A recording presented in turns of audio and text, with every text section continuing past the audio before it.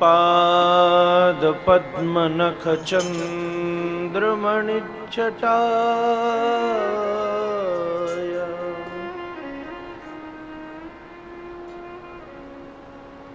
विस्फूर्जितम्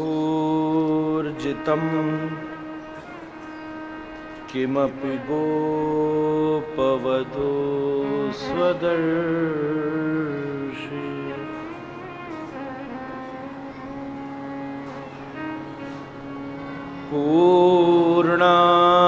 पूर्णानुराग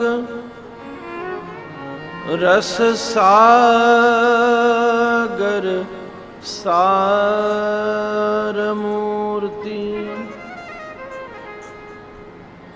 श्रीराधिका मयि कदापि कृपां करोतु।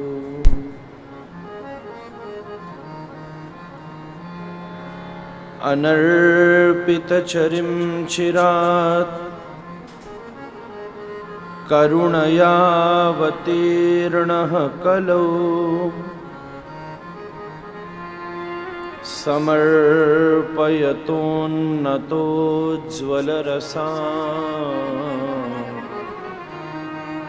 स्वभक्ते श्रियम्। हरिः पुरटसुन्दरद्युतिकदम्बसन्दीपित सदा हृदयकन्दरे स्फुरतु वः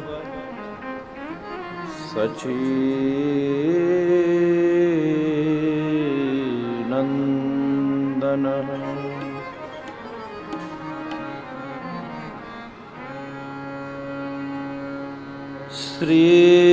श्रीराधाया प्रणयमहिमा कीदृशो वानयैव स्वाद्यो येनाद्भुतमधुरिमा कीदृशो वामदीय सौख्यं चास्यामदनुभवत कीदृशं वेत्ति लोभात् तद्भावाड्य समजनिसचिर्गर्भसिन्धौ हरेन्दुः।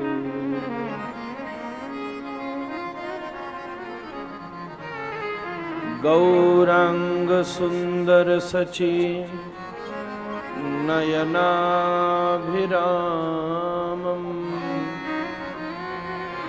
राधा ब्रजेन्द्रतनयो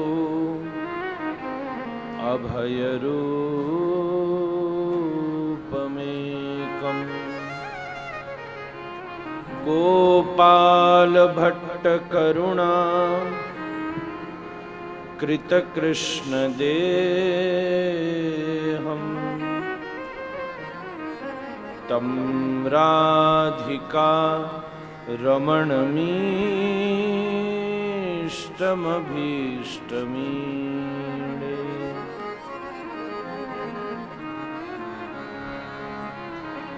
नारायणं नमस्कृत्य नरं चैव नरोत्तमं देवीं सरस्वतीं व्यासं ततो जयमुदीरहे।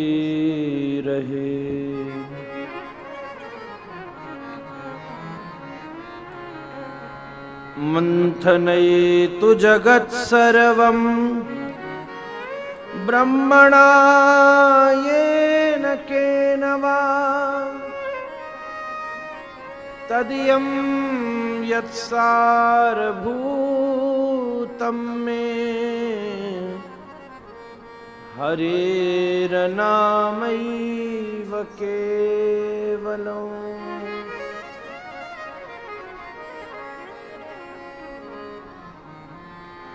वन्देऽहं श्रीगुरोः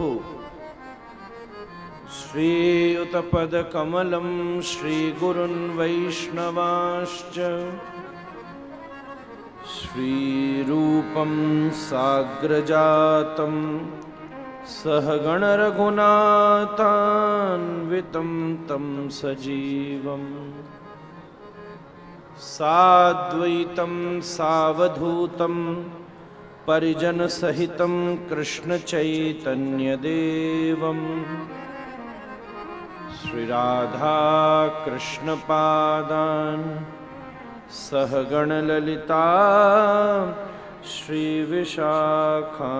श्रीविशाखान्विताश्च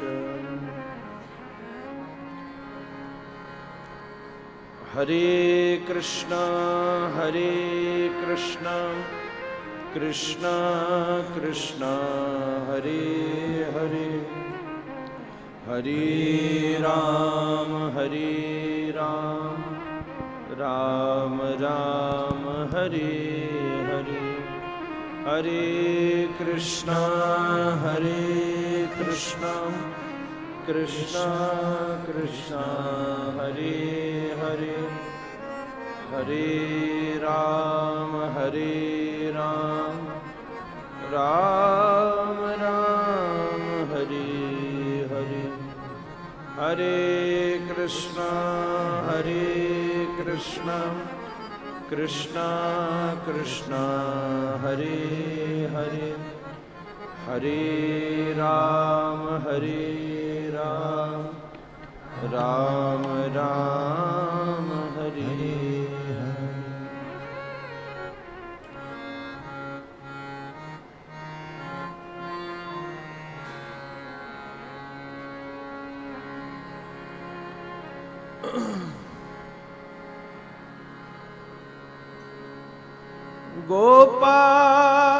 गोपाल भट्टेर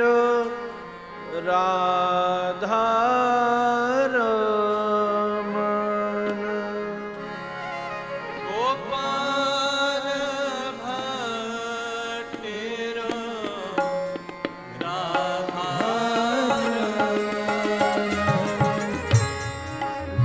गोपाल भट्टेर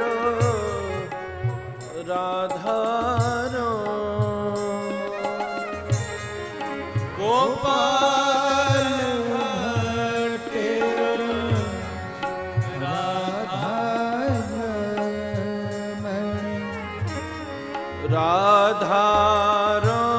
राधारमणीर भट्ट गोपाल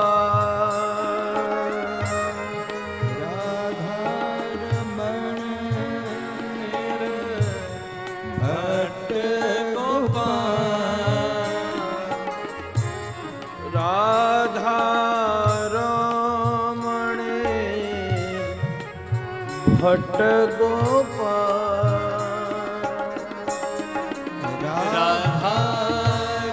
राधारमणे भट्ट गोपाल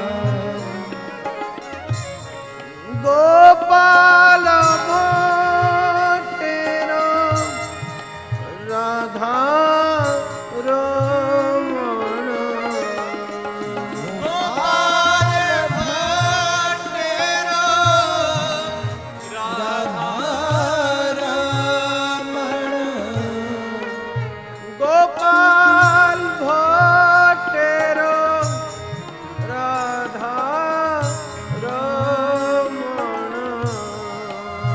गोपाल भट्टेर राधारमण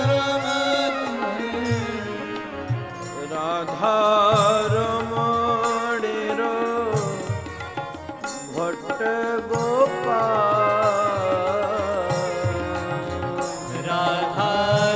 राधारमणेर भट्ट गोपाल राधारमणेर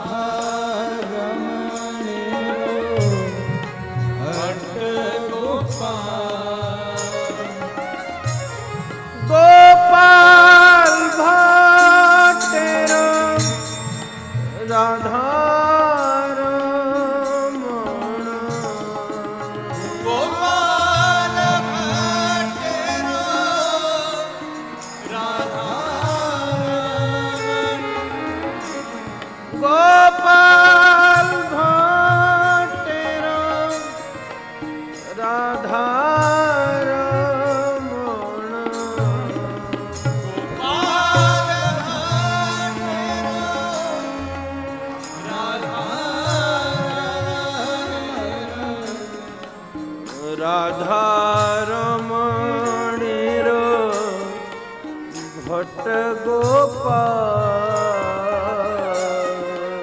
राधा रमण भट्ट गोपाल राधा रमण भट्ट गोपाल राधा रमण भट्ट गोपाल गोपाल भट्टेर राधा रमण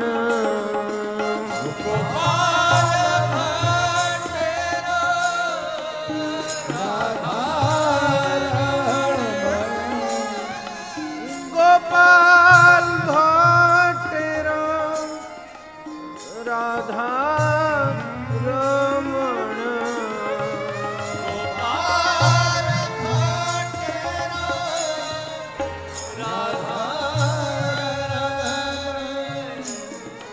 राधा रमणेर भट्ट गोपाल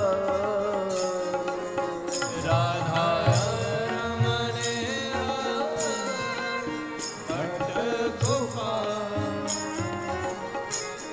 राधा रमणेर भट्ट गोपाल राधा रमण भट्ट गोपाल गोपाल भट्टेर राधा रमण भट्ट गोपाल गोपाल भट्ट राधा रमण भट्ट गोपाल गोपाल भट्टेर राधा रमणेर भट्ट गोपाल गोपाल भट्ट राधा रमण भट्ट गोपाल गोपाल भट्टेर राधा रमणेर भट्ट गोपाल गोपाल भट्ट राधा रमण गोपाल भट्टेर राधा रमणेर भट्ट गोपाल गोपाल भट्ट राधा रमण गोपाल भट्टेर राधा रमणेर भट्ट गोपाल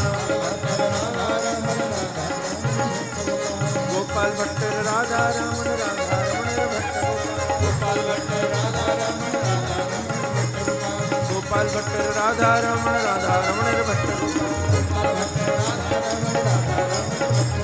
गोपाल भट्ट राधा रमण गोपाल भट्टेर राधा रमणेर भट्ट गोपाल गोपाल भट्टेर राधा रमणेर भट्ट गोपाल गोपाल भट्टेर राधा रमणेर भट्ट गोपाल गोपाल भट्टेर राधा रमणेर भट्ट गोपाल गोपाल भट्टेर राधा रमणेर भट्ट गोपाल गोपाल भट्टेर राधा रमणेर भट्ट गोपाल गोपाल भट्टेर राधा रमणेर भट्ट गोपाल गोपाल भट्टेर राधा रमणेर भट्ट गोपाल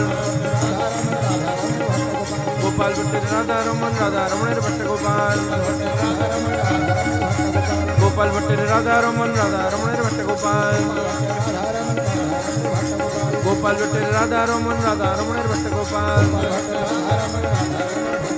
गोपाल भट्टेर राधा रमणेर भट्ट गोपाल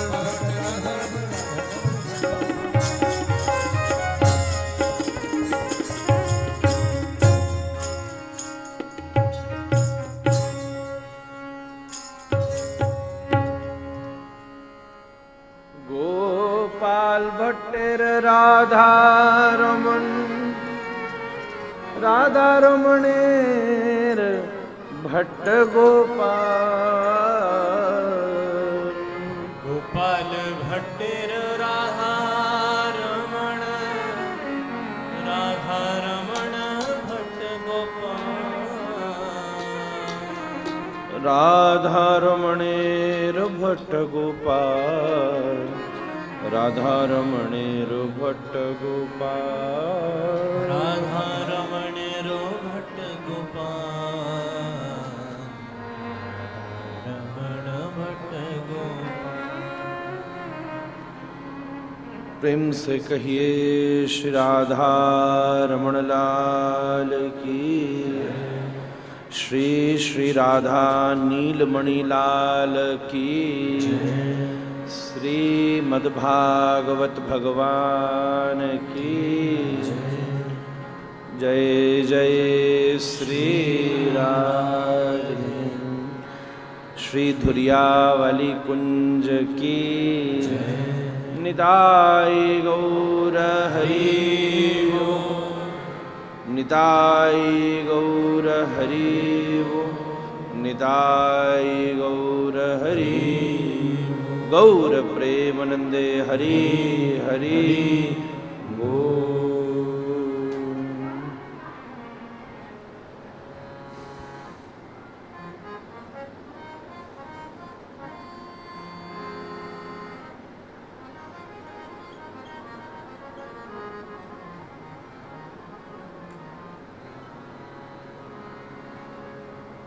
स्वयंभू भगवान श्री राधा रमण देव जी की महती कृपा से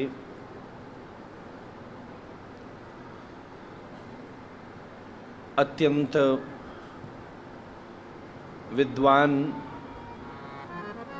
और अति विशिष्ट वैष्णव ज्ञान भक्ति वैराग्य की प्रतिमूर्ति श्री मन्माध्व पीठाधीश्वर जगतगुरु श्री राधा वल्लभ दास देवाचार्य जी महाराज पूज्य श्री स्वामी जी महाराज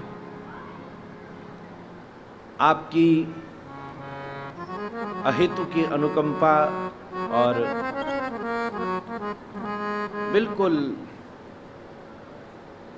श्री राधा रमण लाल देव जी की महत प्रेरणा से हृदय में उत्पन्न हुई ये दिव्य लालसा जिज्ञासा और करुणा से एक तो श्री वृंदावन धाम के इस दिव्य परिवेश में वृंदावन के भी इस विशुद्ध वृंदावन में आज तो वृंदावन का विस्तार बहुत दूर तक हो गया है, पर जो आदि वृंदावन का ये मूल स्वरूप है, ऐसे दिव्य मंगलमय स्थान पर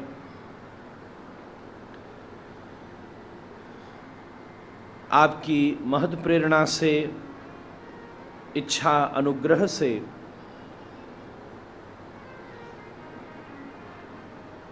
परमाराध्य श्री ठाकुर विराजमान ठाकुर श्री श्री राधा नीलमणि लालजू की अति मंगल में पंचविंश पाटोत्सव महोत्सव के उपलक्ष्य में,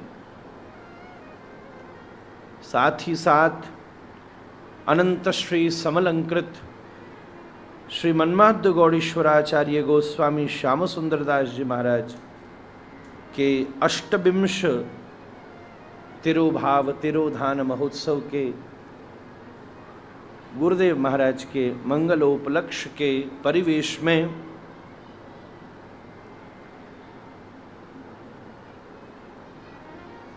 धुरियावाली कुंज के नाम से प्रसिद्ध श्री राधा कृष्ण सेवा संस्थान के तत्वावधान में कलिमलहारिणी चित्त शोक विनाशिनी कृष्ण प्रेम प्रदायिनी साक्षात युगल सरकार की शब्दमय मूर्ति और हम सब चैतन्य चरण जीवों के लिए सर्वोत्तम पुरुषार्थ प्रेम पुरुषार्थ की प्रयोजनी प्रबंधिनी प्रदायिनी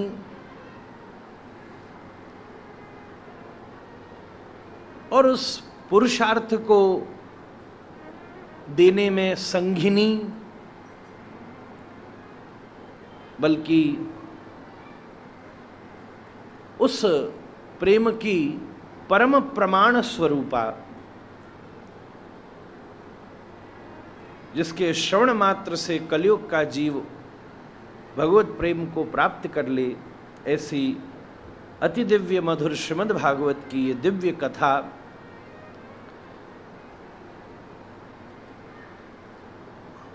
मिश्रा परिवार को निमित्त मात्र यजमान बनाकर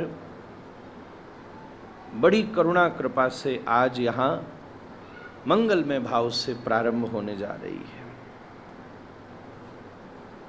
कथा तो नित्य है। आज सुबह ही एक सत्र सप्ताह का विश्राम हुआ है और सायंकाल पुनः भागवत जी में प्रवेश हो रहा है। शायद इससे श्रेष्ठ जीवन की और कोई सार्थकता नहीं हो सकती। मैं जानता हूं स्वयं जगतगुरु स्वामी जी भी भागवत के निष्णात विद्वान हैं और देश भर में आयु और स्वास्थ्य से भी ऊपर उठकर अनवरत रूप से श्रीमद् भागवत जी की कथा और सेवा, उसका प्रवचन, उसका वर्णन, उसका व्याख्यान, उसका आचरण आप सतत करते रहते हैं। मेरे प्रति आपका ये मात्र विशेष वात्सल्य ही है जो स्वयं विज्ञ होते हुए भी बड़ी सहजता से विराजमान होकर आपने भागवत जी के आस्वादन की अभिप्सा की है। कथा के लिए अनविज्ञ होना आवश्यक नहीं है। विज्ञ हुए बिना श्रवण सार्थक भी नहीं हो सकता। अनविज्ञता तर्कों को प्रकट करती है। अनविज्ञता अवश्य स्वीकार और अस्वीकार के अवसर देती है। अनविज्ञता केवल मात्र एक क्षणिक उत्साह देती है, परंतु कथा की अक्षुण्ण लालसा, इसकी जिज्ञासा कथा में अद्वितीय रस का संचार करती है। इसलिए बार बार ये संकेत हर शास्त्र के आधार पर मिला है कि जो धीरवान पुरुष हैं वही भागवत जी का आश्रय ले सकते हैं। हर अध्याय के बाद पारमहंस्याम संहितायाम कहकर संकेत है। नेक्स्ट अगर बाहर बालक कोई शांत कर दे तो थोड़ा व्यवधान कम होगा। वैसे तो धुरियावाली कुंज से मेरा स्वयं का एक परंपरागत स्नेह है।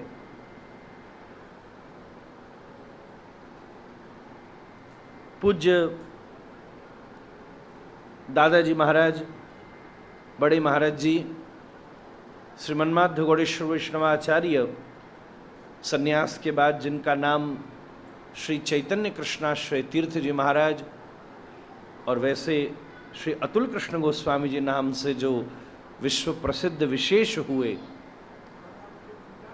हाँ, और उसके बाद श्री मन्माध्व गौड़ेश्वर वैष्णवाचार्य पूज्य पिताजी श्री भूति कृष्ण गोस्वामी जी महाराज, आप दोनों ने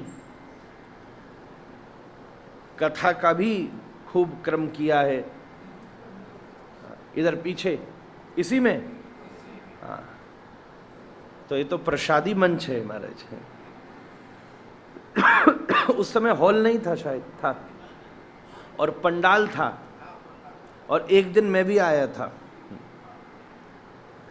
और 15 मिनट बोला भी था और इस श्लोक की व्याख्या किया था। भाति सर्वेषु लोकेषु गीयते नारदादिभिः वर्तते सर्वशास्त्रेषु तरन्ति भवसागरात्। ये बात आज से 25 वर्ष पुरानी होगी कम से कम, हाँ, 28 वर्ष पुरानी।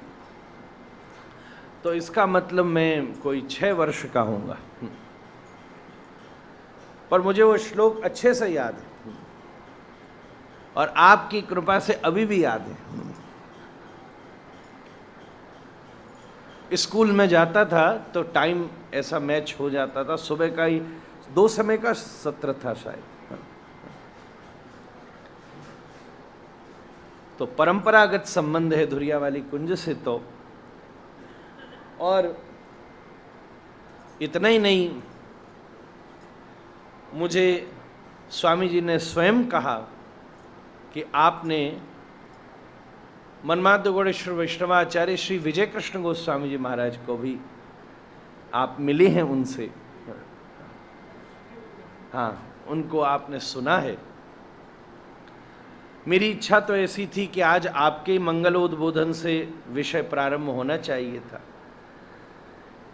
पर आपके निर्देश और समय के अतिक्रमण का पालन करते हुए मैं अति उत्साह में सोच के यही बैठा था कि पहले आपके वचनामृतों को आस्वादन कर कथा में प्रवेश होगा, पर अति उत्साह में इस बात की विस्मृति हुई।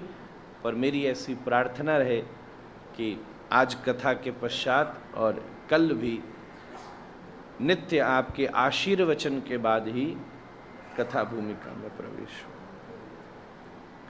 तो बाद में कथा के फिर तो आपके साथ मेरा विशेष स्नेह है। और बहुत वर्ष पहले, अभी मैं समझू 5 वर्ष पूर्व कुंज के आंगन में भी भागवत जी की खूब कृपा सेवा का सौभाग्य बालक को मिला। और उस समय भी कुछ ऐसी भगवत लीला हुई कि 2 कथा एक साथ चल रही थी। वैजयंती में भी कथा का आयोजन था और कुंज में भी कथा का उत्सव था। पर उस समय हुई भगवत चर्चा को मैं खूब स्मरण रखता हूँ और अलग अलग कथा प्रसंगों में कभी कभी कहीं कहीं धुरियावाली कुंज का स्मरण करके उस कथा उत्सव का स्मरण करता रहता हूँ। बल्कि स्वामी जी मुझे ऐसा बताया कि बहुत सारे भागवत जी के उपासक और विद्यार्थियों ने खूब उस कथा का खूब लाभ लिया। हमें बार बार धुरियावाली कुंज में होने वाली कथा, हमारी कथा में चलने वाले हमारे शिष्य कोठारी जी सबसे ज़्यादा याद दिलाते, क्योंकि विक्रम अपने बोला महाराज जी मैं तो वही कथा 24 घंटे सुनता रहता और उसी से।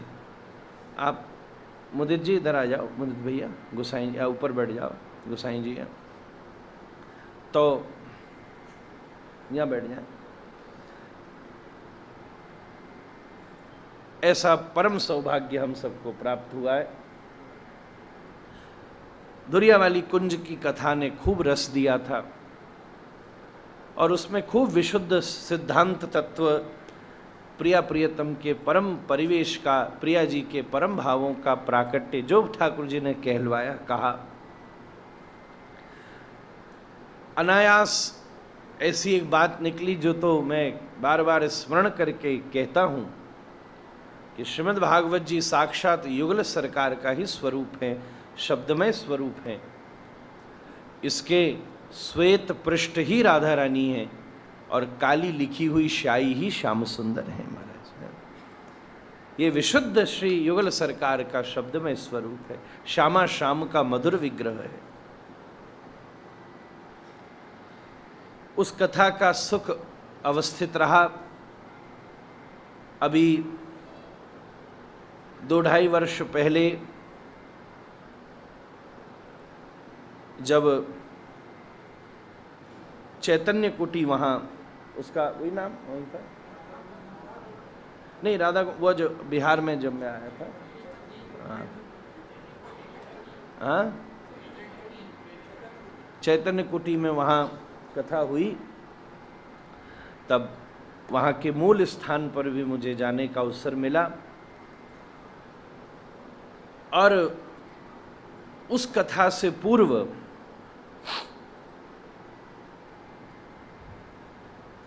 एक दिव्य मंगलमयी कथा श्री राधा गोविंद कुटी में यहीं पर ही पड़ोस में हुई। अनायास एक दिन कृपा पूर्वक स्वामी जी भी उसमें, जगत गुरु जी भी पधारे थे। और आनंद की बात यह थी कि उस दिन भीष्म स्तुति का प्रसंग चल रहा था।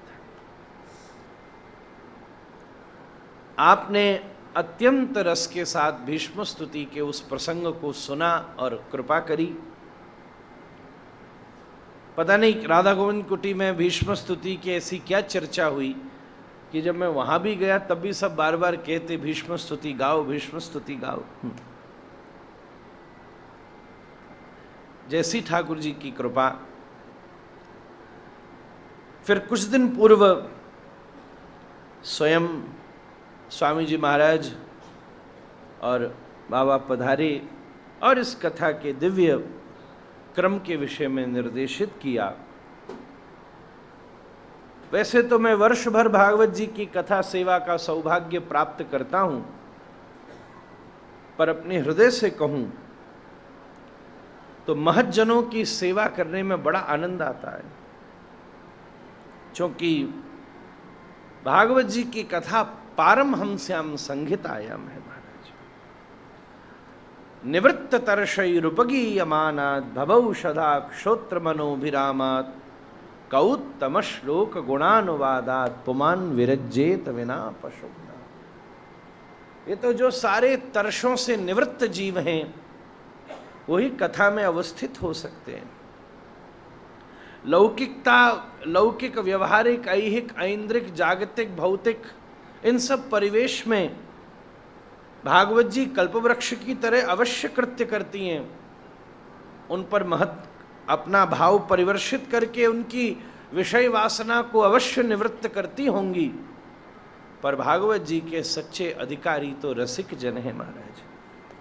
और मैं आपसे अपने स्वजातीय वैष्णवों में बैठा हूं, भागवत जी में विशुद्ध परिवेश का सर्वाधिकार तो श्री चैतन्य महापुरुष महाप्रभु के चरणाश्रित जीवों के पास ही है महाराज। भागवत जी कल्पवृक्ष हैं, इसलिए सब पर अनुग्रह कर देती हैं, चाहे कोई किसी भी परंपरा में अनुगत क्यों न हो, चाहे किसी भी परंपरा से न हो। ये तो जब धुंधकारी का उद्धार कर सकती हैं, जो मानव योनि में भी न हो, तो धर्म पथ पर अग्रसर किसी भी महान जीव का अनुगत, महान जन का अनुगत करने वाला जीव भागवत जी का कृपा पात्र कैसे नहीं होगा। कोई रेलगाड़ी में सफर करे, वो तो दरवाजे के ऊपर लटक करके भी लक्ष्य तक पहुंचा जा सकता है। बाहर शौचालय के खड़े होकर के भी लक्ष्य तक पहुंचा जा सकता है। कई बहुत ज्यादा भीड़ हो तो भी किसी सीट पर हल्का सा टेक लगा करके भी पहुंचा जा सकता है। पर सफर का सौभाग्य और उसका आनंद, उसकी दिव्यता, जिसने अपनी कन्फर्म टिकट करा रखी हो और उसकी विधिवत व्यवस्था में एसी फर्स्ट क्लास की बढ़िया कूपा में बंद करके बढ़िया सफ़र करे। हमारे बड़े महाराज जी को बड़ा आनंद आता था, सब साथ में एक डलिया चलती, उसमें प्रसादी साथ में रहती, सब व्यवस्था साथ में रहती, और ट्रेन में बैठकर लंबी यात्रा के समय फिर महाराज जी अपना सब प्रसादी खोल के सब पार्षदों को खिलाते, फिर चर्चा होती और कीर्तन होता और खूब आनंद होता। उस सफ़र का, उस यात्रा का आनंद विलक्षण ही होता है। ऐसे ही भागवत जी के प्रति चाहे श्रद्धया हेलयावा, किसी भी दृष्टि से भागवत जी का संस्पर्श हो जाए, उसका अनुग्रह हो जाए, तो इसमें कोई संदेह नहीं है कि जीव साक्षात कृष्ण आश्रय को प्राप्त न करेगा। पर भैया श्रीमन महाप्रभु के चरणाश्रित होकर श्रीमद् भागवत की जिस रस वैचित्री का अनुभव किया जा सकता है, श्रीमद् भागवत के जिस परम प्रेम पुरुषार्थ का अनुभव किया जा सकता है, भागवत जी के आश्रय में जिस प्रेम के प्रयोजन को प्रबंधित किया जा सकता है, ये केवल महाप्रभु चरणाश्रित जीव का ही सौभाग्य है। अन्यत्र इसके उद्धार को तो पा सकते हैं, पर इसके रसास्वादन के अधिकारी नहीं हो सकते महाराज। ये तो विशुद्ध महाप्रभु के ही आश्रित जीवों पर गौर हरि कृपा पूर्वक चैतन्य चरितामृत की वो दृष्टि देते हैं। भागवत जी को किस दृष्टि से देखा? अनंत लोग जाके राधा रमण जी का दर्शन करते होंगे, अलग अलग स्थानों पर ठाकुर जी का आनंद लेते होंगे, स्वयं श्री राधा नीलमणि जी का दर्शन करते होंगे।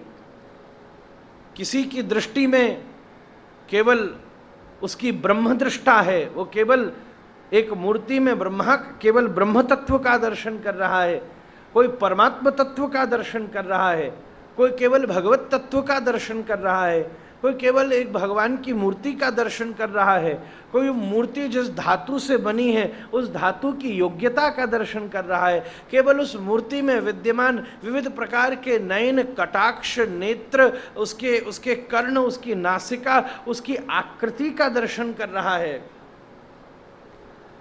केवल कोई व्यक्ति उस मूर्ति के में होने वाले सेवा प्रबंध की दृष्टि कर रहा है।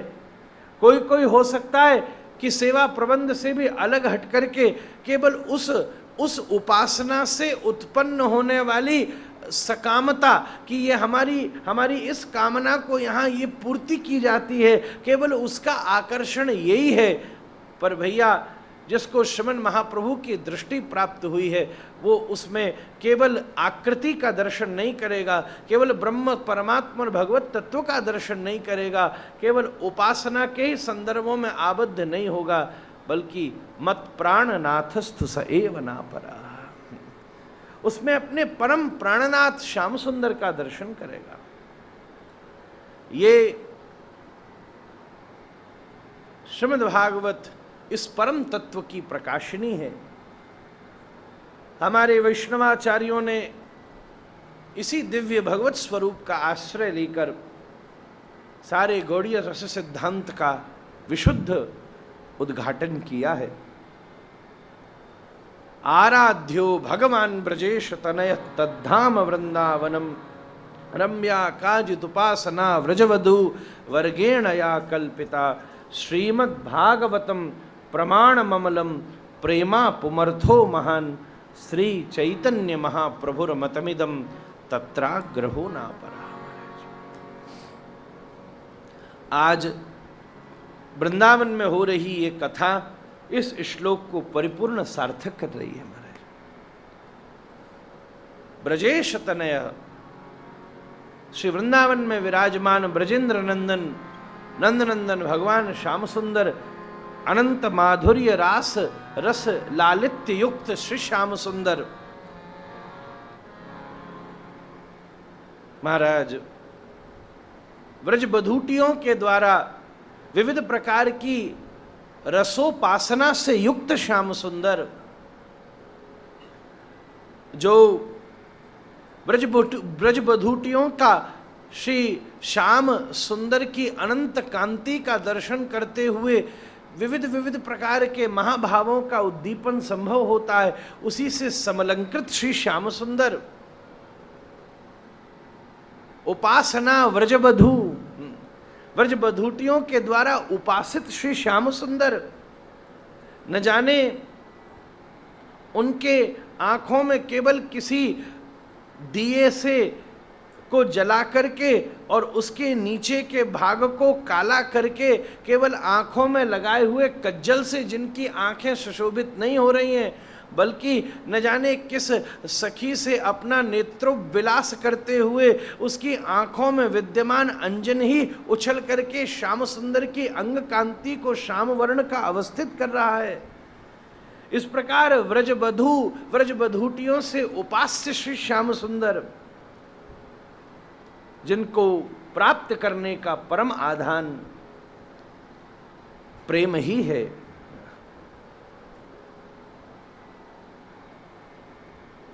संबंध अभिधेय और प्रयोजन तत्व के माध्यम से प्रेमा पुमर्थो महान, इसकी प्राप्ति कैसे हो सकती है? आजकल लोग वृंदावन आकर पूछते हैं, भैया रहने की व्यवस्था अच्छी कहाँ पर मिलेगी जिससे वृंदावन का आनंद लिया जा सके।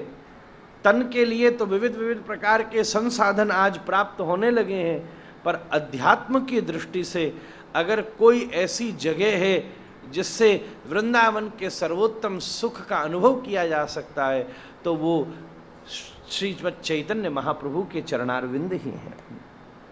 श्री चैतन्य मत ही, वो दृष्टि ही, महाप्रभुर मतमिदम तत्राग्रहो ना परा, वही दृष्टि है और उसका परम प्रमाण ये श्रीमद् भागवत का परम रस है महाराज। इसलिए आज हम सब अत्यंत सौभाग्यशाली हैं जो पुराण सम्राट भागवत जी ऐसी अद्भुत हैं, ये अनंत इतिहासों से भी युक्त हैं। महात्मा में ही सूत जी शौनक जी से कह रहे हैं गौकर्ण की कथा कहते समय कि मैं एक इतिहास तुम्हें सुना रहा हूं। इसलिए ये भागवत जी इतिहास से भी युक्त हैं। भागवत जी पुराणों के लक्षणों से भी युक्त हैं, इसलिए महापुराण की संज्ञा से प्राप्त हैं। महापुराण में 10 विध लक्षण होते हैं, भागवत जी में 10 के 10 लक्षण उपस्थित हैं। पुराण ही क्या, महापुराण है। पद्म ब्रह्म युगोस्त्र चामर युग 12 संविजितो। पद्म पुराण, वाराह पुराण, अग्नि पुराण आदि भागवत जी की सेवा करते हैं। कोई चमर डुलाता है, कोई पंखा झलता है, कोई सिंहासन लगाता है, कोई तांबूलार्पण करता है, कोई जलार्पण करता है। ये पुराण भी है महाराज, इतिहास से भी युक्त हैं, पुराण से भी युक्त हैं। इतना ही नहीं, श्रीमद् भागवत जी साक्षात संहिता भी है। वेद साक्षात संहिता का स्वरूप है। व्यास की संपूर्ण कृतियों में एकमात्र श्रीमद् भागवत जी हैं जो संहिता से संपूर्णित हैं। अर्थात प्रस्थानत्रयी के द्वारा जिस विषय को प्रतिपादित किया जा सकता है, महात्मा का ये प्रसंग इसी बिंदु को अवस्थित करता है। वेद वेदांत घोषिष्य गीता पाठेर मुहुर्मुहु। वेद वेदांत गीता के पाठ करने के बाद भी नारद जी जिस भक्ति ज्ञान और वैराग्य को स्वस्थ न कर सके, श्रीमद् भागवत के केवल महात्मा का गान करने से भक्ति ज्ञान वैराग्य में शक्ति का संचार हो गया। ये विशुद्ध संहिता से युक्त हैं। अर्थात वेद, गीता और उपनिषद वेदांत से तुल्य हैं। और बल्कि ये कहने में भी अतिशयोक्ति नहीं होगी, प्रस्थान चतुष्टय हैं। ये कहने में भी संकोच नहीं होगा कि प्रस्थान त्रयी से भी कहीं न कहीं श्रेष्ठ है महाराज, क्योंकि प्रस्थान त्रयी का संपूर्ण स्वरूप श्रीमद् भागवत में विधिवत रूप से अवस्थित है। इसलिए ये संहिता है। ये वेदांत का अप्राकृतिक भाष्य है। भाष्यम ब्रह्मसूत्राणाम। ऐसा विलक्षण ग्रंथ न किसी धर्म में उपस्थित है और न सनातन धर्म में भी अन्यत्र उपस्थित है। जो भाष्य है वो पुराण नहीं है, जो पुराण है वो संहिता नहीं है, जो संहिता है वो इतिहास नहीं है। पर श्रीमद् भागवत जी इतिहास भी हैं, इतिहास से युक्त हैं। श्रीमद् भागवत जी पूर्ण हर अध्याय के बाद लिखा है पारमहंस्याम संहितायाम। ये परमहंसों की विशुद्ध संहिता है। ये प्रस्थान चतुष्टय या प्रस्थान त्रयी का भी परम प्रतिपाद्य विषय है। ये विशुद्ध भाष्य भी हैं महाराज।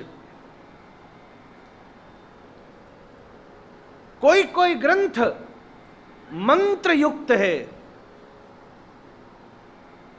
भागवत जी मंत्र युक्त भी हैं, स्तोत्र युक्त भी हैं और सूत्र युक्त भी हैं। जहां सूत्र हैं वहां मंत्र नहीं है, जहां मंत्र हैं वहां सूत्र नहीं है। ब्रह्म सूत्र, सूत्रों से आपूरित अनंत दिव्य नारद भक्ति सूत्र, शांडिल्य भक्ति सूत्र, ये सब सूत्र प्रदायक शास्त्र हैं, पर फिर उनमें कोई स्तोत्र नहीं है। जिनमें स्तोत्र हैं उनमें कोई मंत्र नहीं है। पर मैं आपसे निवेदन करूं, भागवत जी का एक एक श्लोक मंत्रवत है। चाहे उसका अर्थ कैसा भी क्यों न हो, पर अगर उसकी विशुद्धोपासना की जाए तो वो मंत्र अपने प्रतिपाद्य फल को प्रदान कर सकता है। भागवत जी का प्रत्येक श्लोक स्तोत्र के समान है। भगवान की सर्वोत्तम स्तुति भागवत जी के किसी भी श्लोक से की जा सकती है, और भागवत जी का प्रत्येक श्लोक सूत्र के समान है। जो सूत्र ग्रंथ है वो मंत्र नहीं है, जो मंत्र ग्रंथ है वो स्तोत्र नहीं है, पर ये सूत्र ग्रंथ भी है, ये मंत्र ग्रंथ भी है, और ये स्तोत्र ग्रंथ भी है। तभी इसका सप्ताह विधि से विधिवत पाठ किया जाता है। सूत्र का पाठ नहीं होता, सूत्र का अध्ययन होता है, स्तोत्र का पाठ होता है। भागवत जी का विशुद्ध पाठ इसको स्तोत्रात्मक बनाता है, भागवत जी का अध्ययन इसको सूत्रात्मक बनाता है, और उपासना इसको मंत्रात्मक बनाती है। ये इतिहास भी है, पुराण भी है, संहिता भी है, प्रस्थान से युक्त भी है, ये सूत्र मंत्र और स्तोत्र से युक्त भी है। और इन सब के आधारभूत और सर्वोत्तमोत्तम विषय को अवस्थित करूं तो ये कहना भी गलत नहीं होगा कि ये स्वयं साक्षात भगवत स्वरूप है महाराज। श्रीमद् भागवत जी साक्षात भगवान का शब्दमय स्वरूप है, इसमें कोई संदेह नहीं। शब्द युक्त, शब्द ब्रह्म का वास्तविक, रस ब्रह्म का वास्तविक स्वरूप है महाराज। सारे के सारे सारम सारम समुद्रतम, ये विस्तार ग्रंथ भी, व्यास ग्रंथ भी है, तो ये सार ग्रंथ भी है। ऐसी संगति आज तक किसी विषय में नहीं बैठी। या तो कोई केवल सार ग्रंथ ही है, या फिर कोई केवल विस्तार ग्रंथ ही है। पर भागवत जी अगर पुराण और वेदांत की दृष्टि से देखा जाए तो सारम सारम समुद्रतम, व्यास के द्वारा जितनी कृतियां हुई हैं उन सबका सार सर्वस्व श्रीमद् भागवत में अवस्थित है। और दूसरी दृष्टि से भागवत जी की कथा ही व्यास का सर्वोत्तम उद्देश्य है। ये सार ग्रंथ भी है और ये विस्तार ग्रंथ भी है। एक प्रकार ये पूर्व मीमांसा के भी प्रतिपक्ष का स्वामी जी प्रतिपालन करने वाला है। पूर्व मीमांसा की दृष्टि से चाहे ब्रह्मसूत्र हो, उसका पूर्व मीमांसा में क्या संबंध है? क्या किसी पितर के लिए ब्रह्मसूत्र का पाठ करोगे? यह पूर्व मीमांसा को भी प्रतिपादित करने वाला विषय है, जहां अकाम सर्व कामो वा मोक्ष काम उदारदी, इन तीनों की पूर्ति करता हुआ जो केवल लौकिक, ऐहिक, ऐन्द्रिक, जागतिक और भौतिक उपलब्धियों को पाना चाहता है, जो केवल कई ग्रह, ज्योतिष आदि इन दृष्टियों से अपने पूर्वजों की निवृत्ति करना चाहता है, उस विषय के लिए भी श्रीमद् भागवत उद्धारक हैं। और दूसरी तरफ व्यास जो उत्तर मीमांसा के सर्वोत्तम आचार्य हैं, उस दृष्टि से भी श्रीमद् भागवत सर्वोत्तम प्रतिपाल्य विषय है महाराज। ये ब्रह्मचारियों को पुष्ट करता है, ये गृहस्थियों को भी पुष्ट करता है, ये वानप्रस्थियों को भी पुष्ट करता है, और ये सन्यासियों के भी संन्यास के निवृत्ति को परिपुष्ट प्रदान करता है। वर्णाश्रम में अनुबद्ध जीव भी, वेद आदियों में तो उसका संकोच है, पर चाहे स्त्री पुरुष हो और चाहे ब्राह्मण वैश्य क्षत्रिय शूद्र भी क्यों ना हो, पर श्रीमद् भागवत जी का विशुद्ध आश्रय ले ले तो वो विशुद्ध भगवत प्राप्ति करने की सामर्थ्य रखता है। इसलिए वर्णाश्रम धर्म पर भी अत्यंत करुणा कृपा करके श्रीमद् भागवत सार्थक होती है। बहुत सारे ग्रंथ गृहस्थी के लिए निषिद्ध हैं, तो बहुत सारे ग्रंथ सन्यासी के लिए निषिद्ध हैं। अभी उनकी गणना बिठाने का अवसर नहीं है, हम भागवत जी की सेवा में हैं, आप सब सर्वविदित जन हैं, पर भागवत जी चारों आश्रमों को तृप्त करने वाली हैं। इतने अनंत गुणों से युक्त होते हुए भी अगर इससे भगवान की उपासना की जा सकती है, ये उपास्य स्वरूप भी है और उपासक स्वरूप भी है। श्री ठाकुर जी की प्रसन्नता के लिए श्रीमद् भागवत जी का परम आश्रय लेकर इसे उपासक रूप में स्वीकार करके ठाकुर जी की स्तुति की जा सकती है, तो स्वयं ये उपास्य स्वरूप भी है। व्यासपीठ पर मुख्यता से श्रीमद् भागवत ग्रंथ को अविराजित करके षोडशोपचार विधि पूजन पूर्वक स्वयं साक्षात युगल सरकार की ही सेवा की जाती है। ये उपास्य स्वरूप भी है और उपासक स्वरूप भी है। ऐसा कहीं और किसी भी परिवेश में ऐसी प्राप्ति नहीं हो सकती। और सबसे सर्वोत्तम बात कहूं तो ये तो साक्षात श्री राधा रमण लाल का साकार शब्दमय स्वरूप है महाराज। पादौ यदीयौ प्रथम द्वितीयौ तृतीय तुर्यौ कथितौ यदुरु नाभिस्तथा पंचमयेव षष्ठौ भुञ्जान्त्वरं द्वौ युगलं तथान्यौ कंठस्तु राजन् नवमौ यदीयौ मुखारविन्दं दशमं प्रफुल्लम् एकादशं यस्य ललाटपट्टकं शिरोऽपि यद्वादश एव भाति। श्री राधा रमण लाल जी के 2 चरण ही भागवत जी के प्रथम और द्वितीय स्कंद हैं। दोनों जंगा ही तृतीय चतुर्थ स्कंद है। नाभि उदर ही पंचम षष्ठम स्कंद है। दोनों हाथ ही 7वां 8वां स्कंद है। गला ही कंठ ही 9वां स्कंद है। मंद मंद स्मित हास बलोक से युक्त मुख ही भागवत जी का 10वां स्कंद ठाकुर जी का है। और महाराज ललाट पटल ही 11 है और कुंतल अलकावलियों से अवस्थित शिरोभाग ही भागवत जी का 12 स्कंद है। यही भागवत भगवान का स्वरूप है। बोलिए भागवत भगवान की।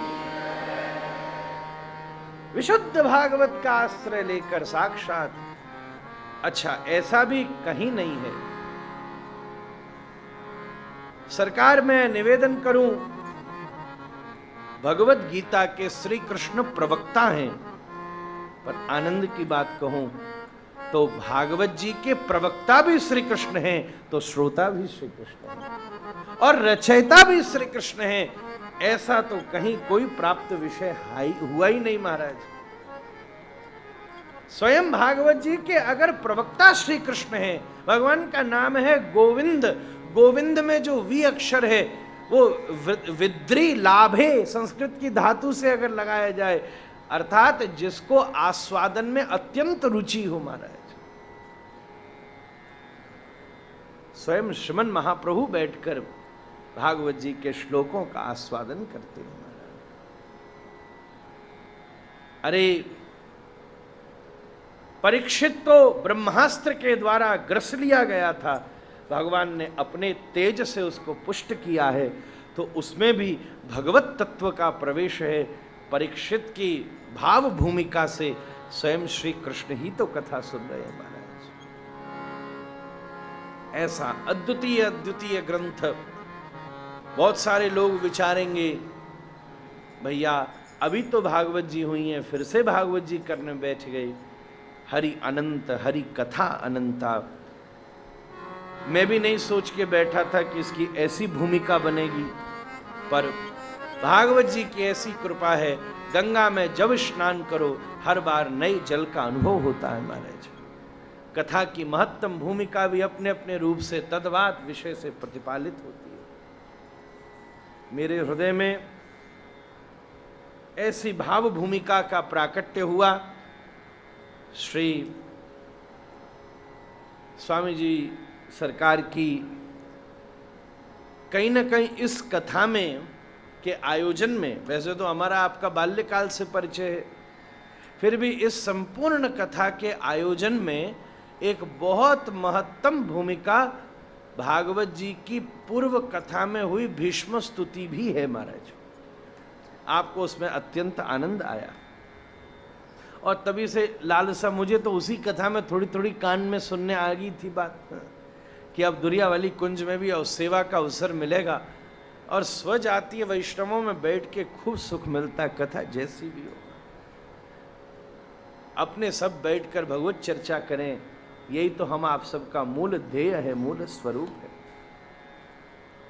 तो ऐसा, हालांकि मुझे भी बाबा ने संकेत किया कि महाराज जी मुख्य यजमान भी हैं और ऐसा भाव है कि भागवत जी का सप्ताह क्रम भी चलना चाहिए। मैंने कहा मैं आपसे वादा तो नहीं करता, पर मैं प्रयास करूंगा।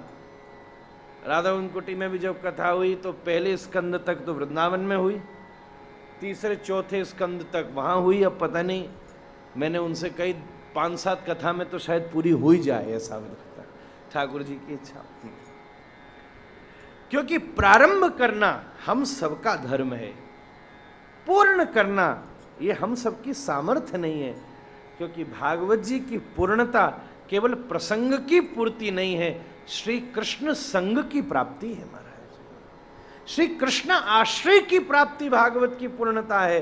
दशमस्य विशुद्ध्यर्थम नवानामिह लक्षणम, द्वितीय स्कंद में लक्षणों का वर्णन करते हुए कहा है भगवत आश्रय की प्राप्ति होना तो भागवत जी का की परिपूर्णता है महाराज। केवल 12 स्कंद और 335 अध्याय तो 7 ब्राह्मण बैठ जाएं तो 4 घंटा में पूरे कर लेते एका पाठ से। वो तो एक केवल उसका एक पाठक क्रम की पूर्ति है, पर भागवत जी की पूर्णता तो तभी है जब श्री राधा रमण लाल का विशुद्ध आश्रय जीव को प्राप्त हो जाए महाराज। और वो तो ठाकुर जी के ही हाथ में है। यमे वैशव वृणुते तेन लभ्यो, कि वो आश्रय ठाकुर जी जीव को कब प्रदान करना चाहते हैं। इसलिए प्रारंभ करना हमारा धर्म है, पूर्ण करना तो श्री राधा रमण लाल जी की कृपा है। पर जैसे कि अब बाबा मुझे थोड़ा पहले संकेत कर देते तो मैं तो सारी दुनिया में घोषणा किए बैठा कि दुरिया वाली कुंज में भीष्म भागवत होगी महाराज। तो पर आपकी दोनों भावों की पूर्ति करते हुए मैं भागवत जी के भी संपूर्ण उपक्रम का स्पर्श करता चलूंगा, पर उसका जो आधारभूत स्वरूप होगा वो हमको और आप सभी को सुख देने वाली पितामह भीष्म की परम स्तुति है।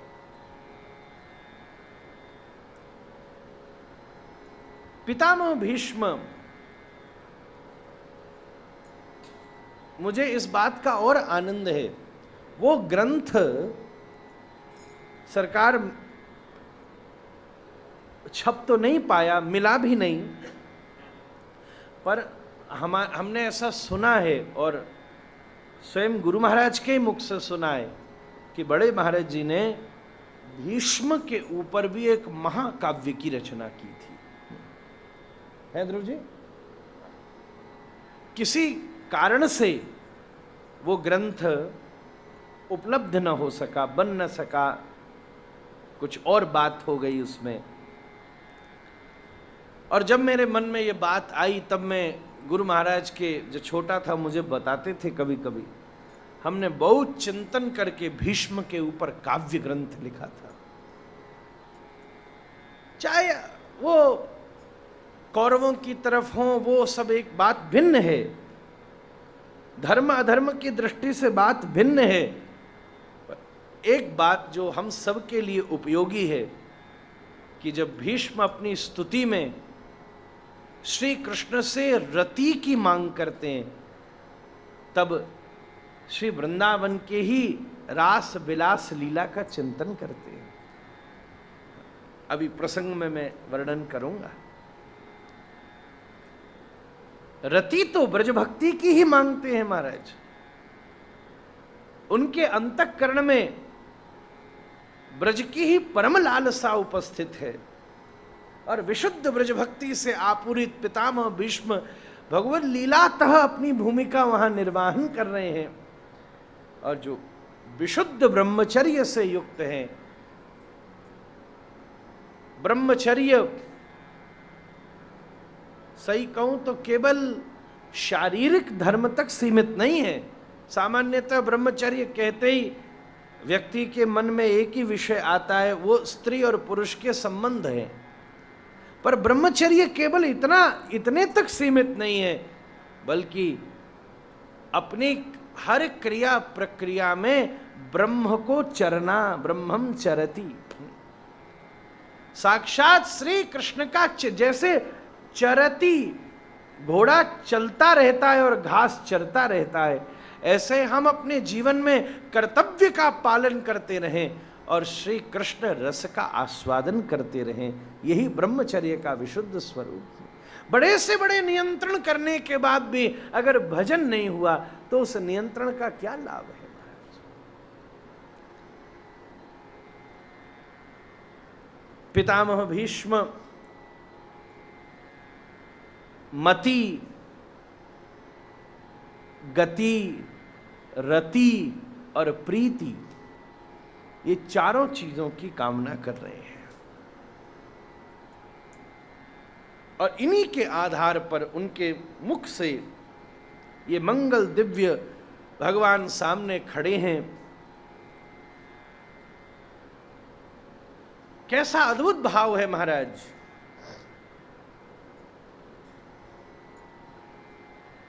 परीक्षित भी अपने जीवन के अंतिम भाग में खड़े हैं।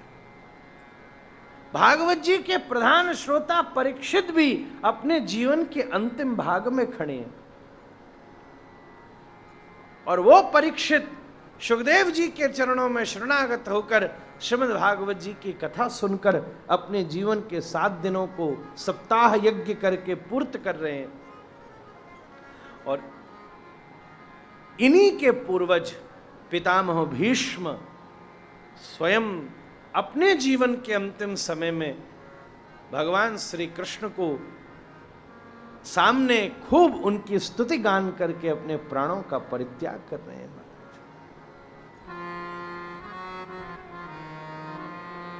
पितामह की ये दिव्य भाव संयुक्ति वृंदावन की पितामह भीष्म, हालांकि भगवान ने गीतोपदेश तो गुप्त किया था, उसका वहां उद्घाटन नहीं था। ये तो व्यास जी ने हम सब पर कृपा करके महाभारत में उसका उद्घाटन कर दिया। पर पितामह भीष्म के को ये बात विदित है कि श्री कृष्ण ने गीतोपदेश करके अर्जुन का मोह खंड किया है। पितामह भीष्म वृंदावन की लीला से भी समृद्ध हैं और सही बात तो ये है कि ये विशुद्ध नामोपासक हैं महाराज।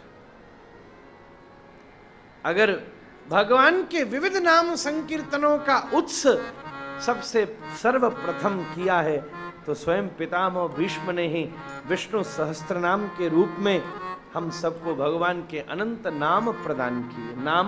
नामोपासना, नाम संकीर्तन के आचार्यों के क्रम में पितामह की भी स्थिति प्राप्त होती है महाराज। तो मैं सरकार की आज्ञा से प्रयास पूर्वक,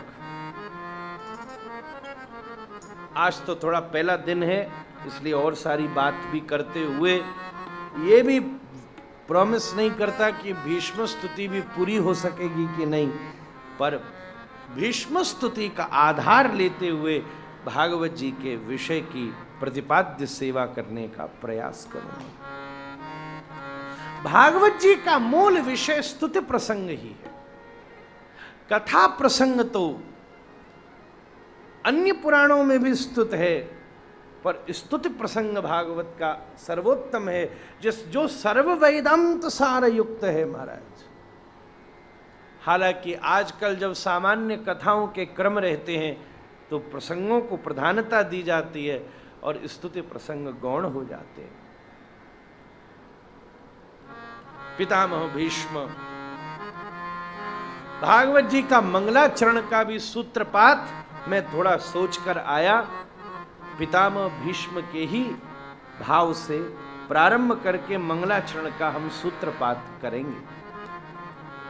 आइए हम प्रवेश करें, उससे पहले पितामह की भाव स्तुति के कुछ श्लोकों का गायन करना चाहिए। श्री भीष्म उवाच।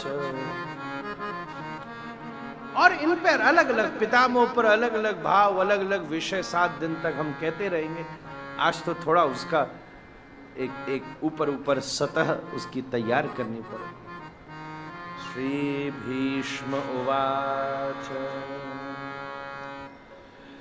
इति मतिरूपकल्पिता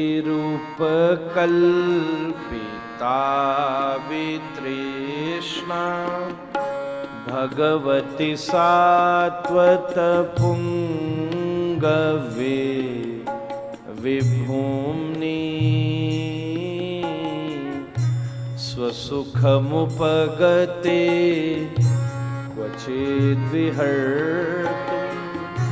प्रकृतिमुपेयुषि यद्भव प्रवाह। हरे कृष्ण कृष्ण कृष्ण हरे हरे, हरे राम राम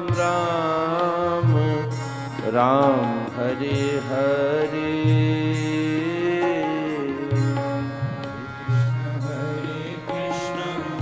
कृष्ण कृष्ण हरे हरे, हरे राम राम राम हरे हरे। त्रिभुवन कमनं तमालवर्णं रविकर गौरवराम्बरं रविश्व कचलुलितस्रमवार्य लङ्कृतासि मम निशितशरैर्विविद्यमान त्वचिबिलसत्कवचेस्तु कृष्ण आत्मा। हरे कृष्ण कृष्ण कृष्ण हरे हरे, हरे राम राम राम हरे हरे।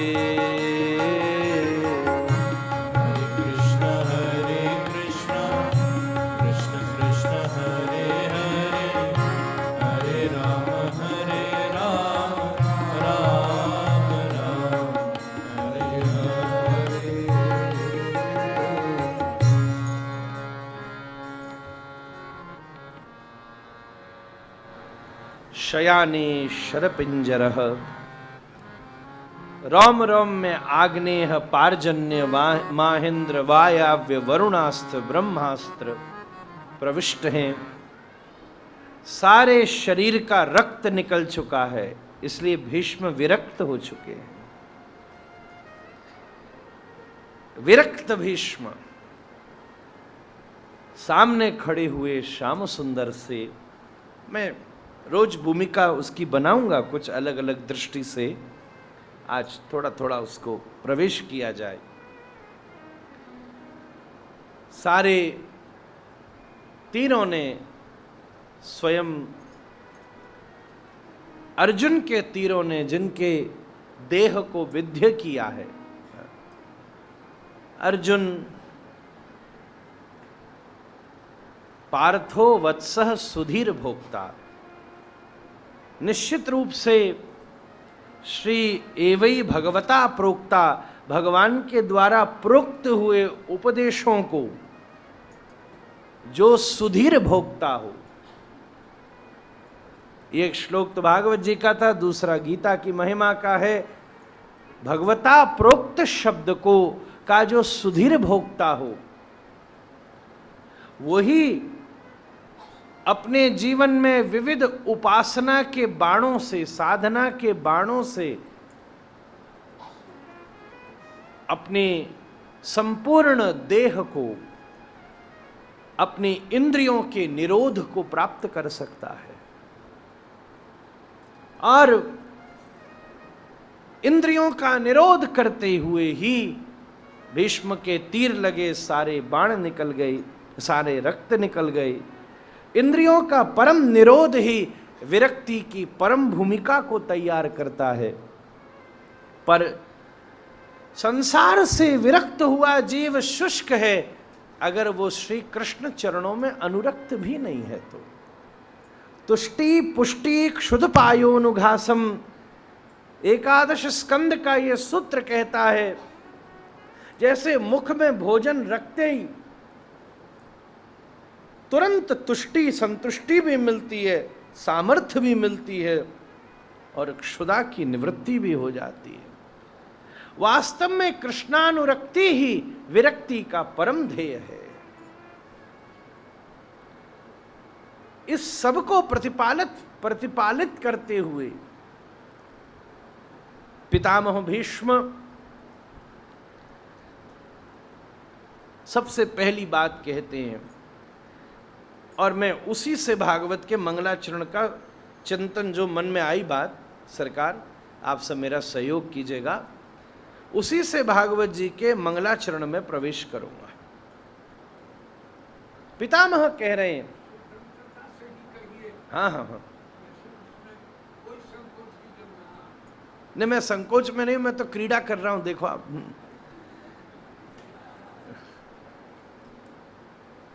इति मति रूप कल्पिता वितृष्णा भगवती सात्वत पुंगवे विभूमि। पितामह कह रहे हैं, प्रभु मैं अब अपनी इस अंतिम बची हुई मति को आपके श्री चरणों में समर्पित करता हूं। इस मति को, इस चित्ती को, इस वृत्ति को, इस अंतःकरण चतुष्टय को, मनचित्त बुद्धि अहंकार को आपके चरणों में समर्पित कर रहा हूं। भागवत जी के प्रथम श्लोक का सूत्रपात भी यहीं अवस्थित होता है, क्योंकि पहला श्लोक कहता है सत्यम परम धीमहि।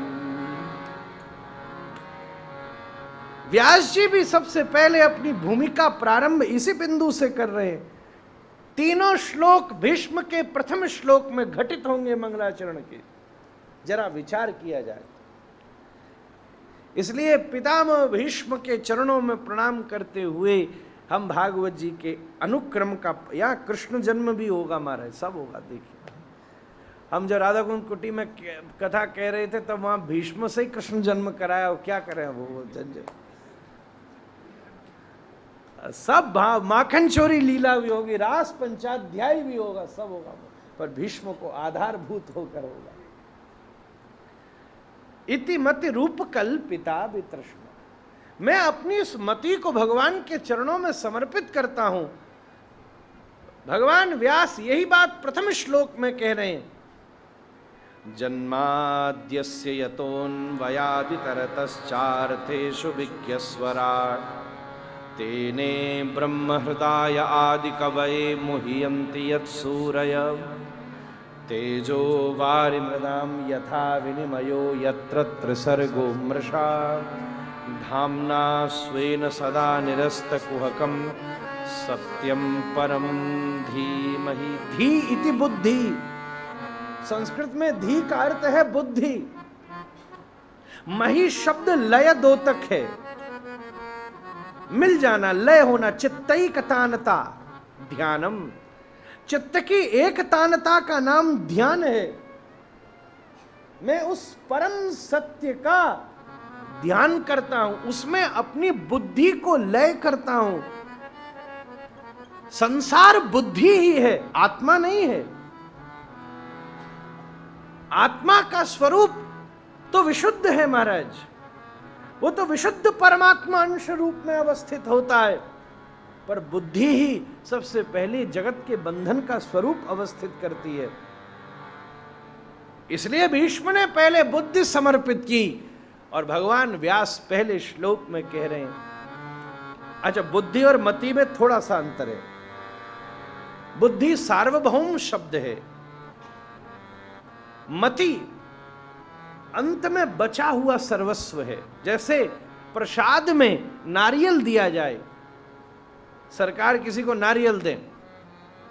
एक बार गुरुजी ने एक चेला को नारियल दिया, अगले दिन चेला आया, उसके दांत टूट रहे थे, होठ सूज रहे थे। बोले ये क्या हुआ? बोले महाराज ऐसा प्रसाद दिया, मैं मुंह मार मार के थक गया, मेरे दांत टूट गए, ये टूटा नहीं। बोले भले आदमी नारियल लेने से समझ तो लेता है कि इसको खाया कैसे जाता है। इसको जाके घर में जोर से पटकता तो इसका खोल टूट जाता, और फिर इसके अंदर की मलाई का आस्वादन करता। बुद्धि नारियल है, मति मलाई है। दोनों में थोड़ा सा यत्किंचित अंतर है। जब बुद्धिस्ट शब्द का प्रयोग है तो वो अंतःकरण चतुष्टय की ही संकेतात्मक भाषा है, उसकी तरफ संकेत। जब केवल मन कहा जाए तो उसका अर्थ भी मनचित्त बुद्धि अहंकार है। जब अहंकार कहा जाए तो भी मनचित्त बुद्धि, क्योंकि ये चारों एक ही विभाग के चार स्वरूप हैं। अंतःकरण के ये चार विभाग हैं, मनचित्त बुद्धि अहंकार। व्यास जी कहते, मैं परम सत्य भगवान का ध्यान करता हूं महाराज। ध्यान के लिए सबसे पहले चित्त की ही एकतानता चाहिए। पतंजलि अपने योग सूत्र में कह रहे हैं, पातंजल्य सूत्र है, चित्तैक तानता ध्यानम। चित्त की एक तानता का नाम ही ध्यान है। अपनी बुद्धि को मैं परम सत्य के चरणों में समर्पित कर। अब परम सत्य कौन है? वंशीधर जी ने हजारों व्याख्याएं कर दी होंगी। हमने सुना 108 के आसपास क्या वंशीधर जी ने सब पर परम सत्य लगा दिया है। 100 फिर उसके बाद श्रीधर स्वामी अपनी कह रहे हैं, फिर बलदेव विद्याभूषण अपनी कह रहे हैं, फिर वीर राघव अपनी कह रहे हैं, सब अपनी अपनी अपनी अपनी व्याख्या कर रहे हैं महाराज। सरकार हमें सौभाग्य मिला, जो पिछली कथा हो रही थी उसमें सत्यम परम में, क्योंकि उस दिन वैशाख शुक्ल पूर्णिमा थी, राधा रमण जी का प्रागट्य उत्सव था, तो राधा रमण परक ही सत्यम परम धीमहि का अर्थ लगा हमारे। वो भी लग सकता है परम सत्यम। अपश्यत पूर्णम चंद्रम भक्ति योगे न मनसी भक्ति सामृत सिंधु श्रीपाद रूप गोस्वामी। पूर्णम चंद्रम परम सत्यम, कृष्ण राधा सहित कृष्णम, श्री राधा रमण का मैं ध्यान करता हूं, जो जन्माद्यस्य यतः शालिग्राम जी से प्रकट होते हैं महाराज। फिर भी जन्मादि रहितस्यापि, अनंत जन्मों से ये स्वयंभू हैं, जन्म लेना इनका बंधन नहीं है। श्रीपाद गोपाल भट्ट गोस्वामी जी से कि भाव से युक्त होकर साक्षात गौड़ीय प्रणाली में प्रकट ठाकुर है महाराज, और प्राप्त ठाकुर है। पर हमारी उपासना की सार्थकता इसी रूप में अवस्थित होती है कि हमारी उपासना से प्रसन्न होकर हमारी प्रणाली में प्रकट ठाकुर श्री राधा रमण जी। ये अन्य सेवित नहीं है, अपनी ही विशुद्ध उपासना से युक्त है। अन्वयाद इतरतः, एक दृष्टि से ये कृष्ण हैं और दूसरी दृष्टि से महाप्रभु हैं। अन्वयाद इतरतः, अन्वय करो तो कृष्ण है, राधा कृष्ण, और इतरतः करो तो गौर होइलो राधा रमन।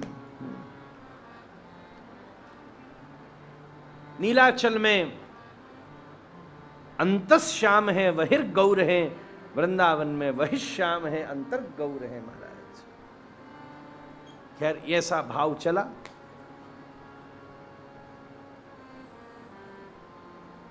चार थे शुभिज्ञ, जिनकी सेवा विविध पदार्थों से होती है। चार्थेषु इति पदार्थेषु, इसलिए श्रीपाद दामोदर गोस्वामी पाद ने राधा रमण जी की सेवा प्रणाली को स्थापित किया, जिसमें भोग और राग की विधिवत सेवा है महाराज। विविध पदार्थ, साहब 56 भोग चाहिए महाराज, रोज चंदन और केसर और बड़े बड़े श्रृंगार और सिरपेच और जूड़ा चाहिए। चार्थेषु पदार्थेषु अभिज्ञ, जो ऐसे ही नहीं है महाराज, पदार्थों से। और स्वराट स्वयं प्रकाश हैं, अर्थात केवल अलंकारों से सुशोभित नहीं होते। औलाई का तो दर्शन सबसे सुहावना लगता है। ठाकुर जी जब सारे अलंकारों से निवृत्त हो जाएं और हम अपनी भीतरिया बात कहें तो हमने तो हरि देखो नंगम नंग, जब कछूना पहने जब तो और ही खतरनाक हो जाए महाराज। स्वराट चार्थेषु विज्ञ स्वराट। तेने ब्रह्म हृदय आदि कवये मुह्यन्ति यत्सूरयः। उस पे अर्थ लगाया सरकार हमने हरिराम व्यास जी का पद।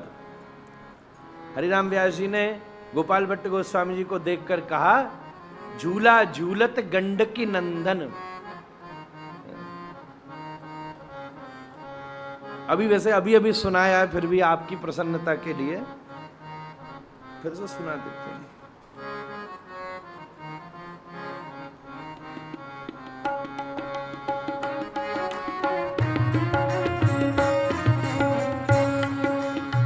झूला झूलत गंडकी नंदन, झूला झूला झूलत गंडकी नंदन, झूला झूले गंडकी नंदन। मानहु भटा कढ़ी में बोरे, भटा कढ़ी में बोरे।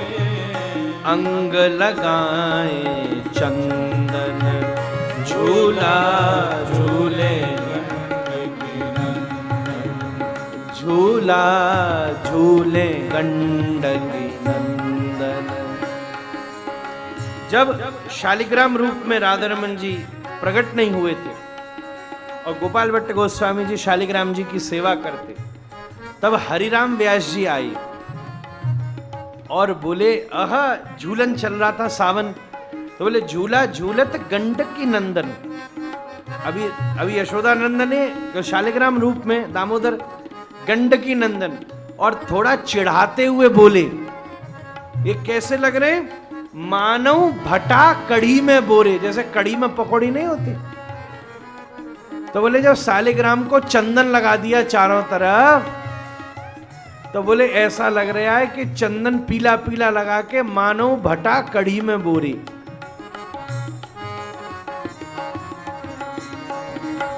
फिर क्या बोले, हाथ न पाए नैन नहीं नासा, हाथ न पाए नैन नहीं नासा। हाथ न पाए नैन नहीं नासा, हाथ न पाए नैन नहीं नासा। ध्यान करत कछु होत आनंदन, ध्यान करो कछु होत आनंदन। झूला झूले गंडकी नंदन, झूला झूले गंडकी नंदन।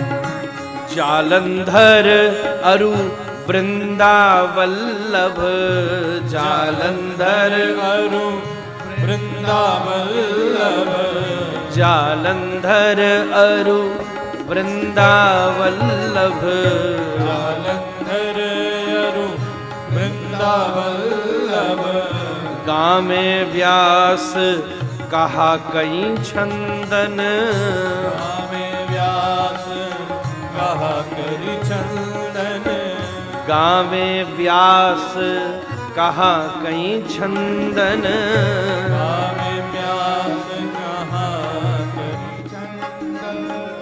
झूला झूले गंडकी नंदन, झूला झूले गंडकी नंदन, झूला झूले गंडकी नंदन, झूला झूले गंडकी नंदन। आदि कवये शब्द है, आदि कवि। अब ब्रह्मा जी तो नहीं लिखा, आदि कवि का अर्थ ब्रह्मा जी है। इसका मतलब अब जितने कवि हैं सब ब्रह्मा जी की संतान ही है महाराज, वो आदि कवि हैं। तो अब श्री हरिराम व्यास जी भी कवि हैं, तो तेने ब्रह्म हृदय आदि कवये। आपने जब ऐसा कहा कि हाथ न नाक न नासा, न हाथ है न पैर है न नासा, ये कैसे ठाकुर है, श्रीमद गोपाल भट्ट गोस्वामी जी महाराज को महाभाव आ गया महाराज। और ठीक वैशाख शुक्ल पूर्णिमा के दिन उसी शालिग्राम से द्वादशांगो वही पुरुषः, साक्षात स्वयंभू भगवान श्री राधा रमण जी का प्रागट्य हो गया महाराज। और ऐसा रूप धरा सरकार कि मुह्यन्ति यत्सूरय, आहा बड़े बड़े सूर्य मोहित है गई महाराज। कछु भी कह लो पर जब हमारो लाला सज के आवे तो सब फीके पड़ जाए महाराज। 6-6 घंटा आप मेहनत कर लो पर गुसाई जब एक सिरपेच लगाता है तो राधा रमन जी को सिरपेच पे दुनिया न्योछाव रह जाए महाराज। कोई भी हो महाराज, ये तो हम क्या हम आप एक ही बात है महाराज। पर ऐसो रूपवान ठाकुर त्रिभुवन में नहीं है महाराज। देखन में छोटो लगे पर घाव करे गंभीर, नेक्स्ट है पर घाव बड़ो गंभीर कर जाए। तो मोहियंति यत् सूरय सरकार तेजो वारी मृदाम। गोपाल भट्ट गोस्वामी जी अग्नि लाए, तेजो हमारे यहाँ अग्नि की महिमा है, उसी पर भोग राग की सब व्यवस्था की जाती है। आग खूब तब से आई है और अखंड रूप से प्रज्वलित है। और जल श्री गोपाल भट्ट गोस्वामी जी की समाधि के पास कुआं जो आदिकाल से उपस्थित है, जो ठाकुर जी के सब भोग राग की व्यवस्था में काम में आता है। तो तेजो वारी और मृदाम, ये मृदाम श्री ठाकुर जी की चरण रज ही हम सब वैष्णवों के मस्तक का तिलक रूप में विराजित होती है। तेजो वारि मृदाम यथा विनिमयो यत्र त्रिसर्गो मृषा। ये त्रिसर्ग कौन से हैं सरकार? आपको आनंद आवेगा। त्रिसर्गो मृषा, ये त्रिसर्ग कौन से हैं? श्री गोविंद गोपीनाथ मदन मोहन।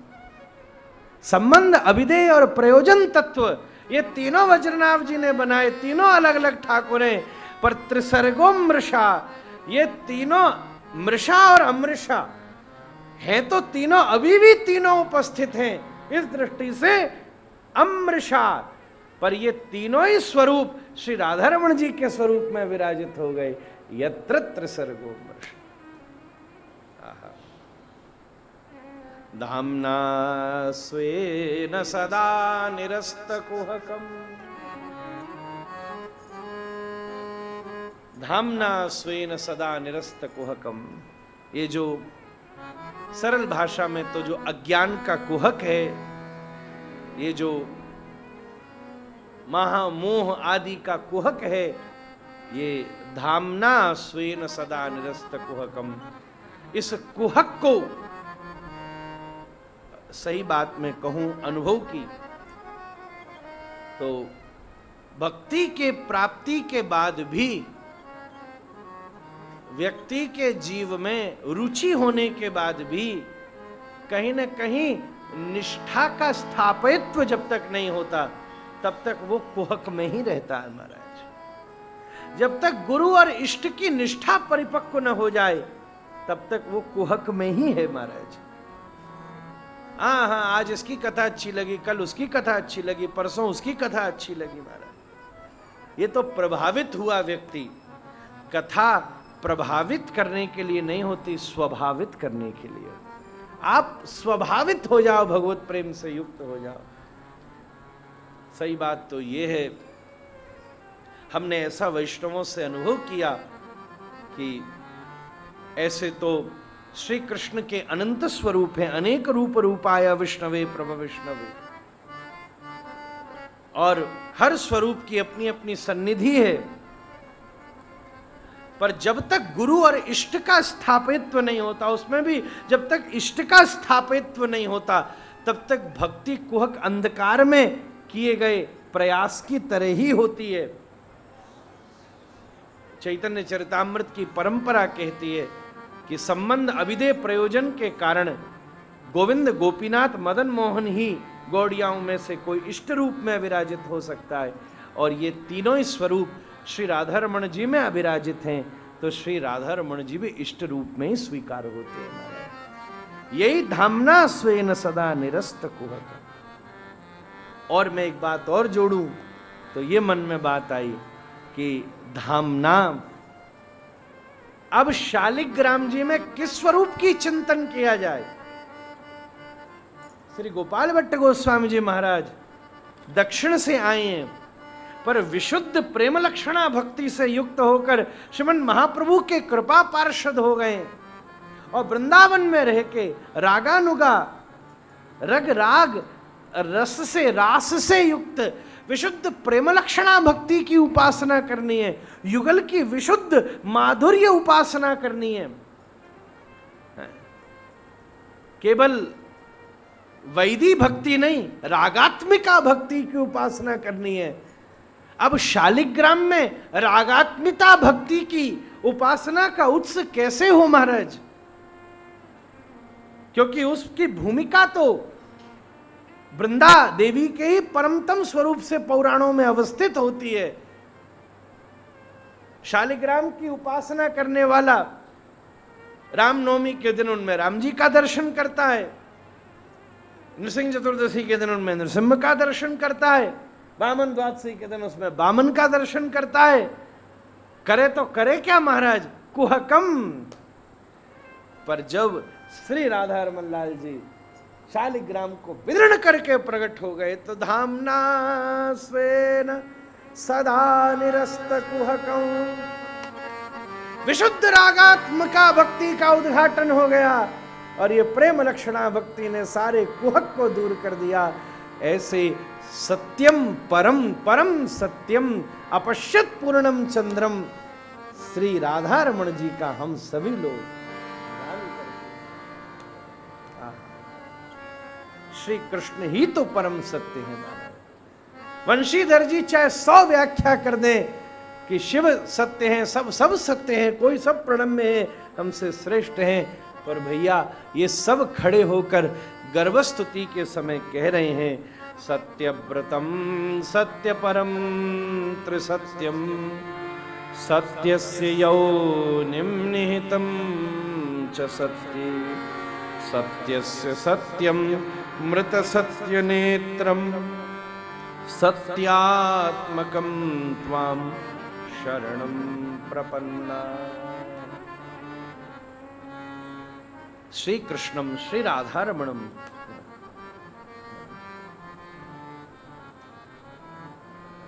ये भगवान का परम स्वरूप, इस दिव्य स्वरूप में मैं अपनी बुद्धि को अब समर्पित करता हूं। अब वो जो वितृष्ण हो गई है, मैं उन श्री कृष्ण का ध्यान करता हूं, उन्हें ये बुद्धि धी मही, इस बुद्धि को उनके चरणों में लय करता हूं महाराज। मही लय द्योतक शब्द है, मही करता हूं। सत्यम परम धीमहि, यही भीष्म पहले श्लोक में कह रहे हैं। इति मति रूप कल्पिता वितृष्णा भगवती सात्वत पुंगवे विभूमि स्वसुखमुपगते क्वचिद्विहर्तुं प्रकृतिमुपेयुषि यद्भव प्रवाह। हरे कृष्ण कृष्ण कृष्ण हरे हरे, हरे राम राम राम हरे हरे।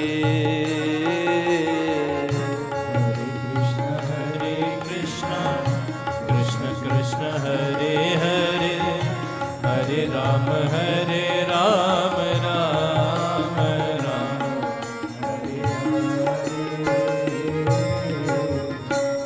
पहले श्लोक की तो सेवा हो गई।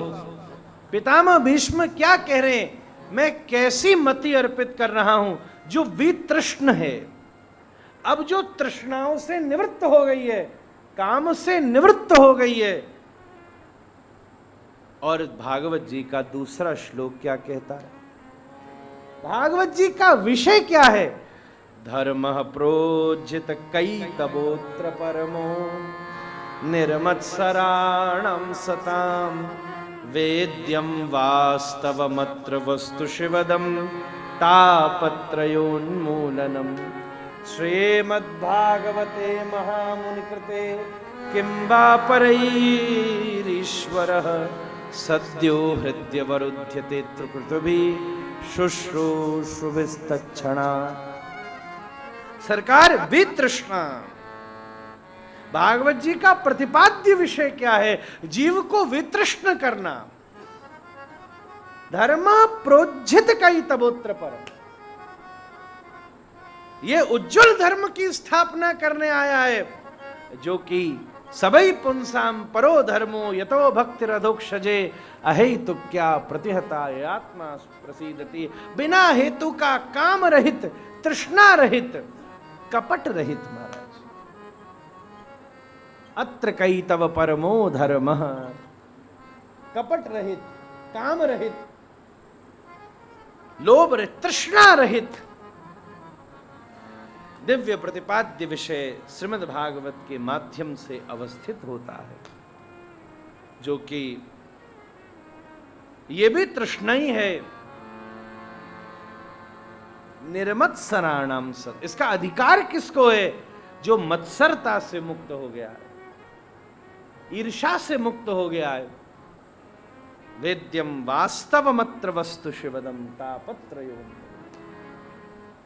आज ये तीर भी मुझे नहीं लग रहे, इनकी पीड़ा, इनका ताप नहीं हो रहा मुझे, चाहे आर पार हो, क्योंकि हे गोपाल, आपके श्री चरणों में अब वितृष्ण मति लग चुकी है महाराज।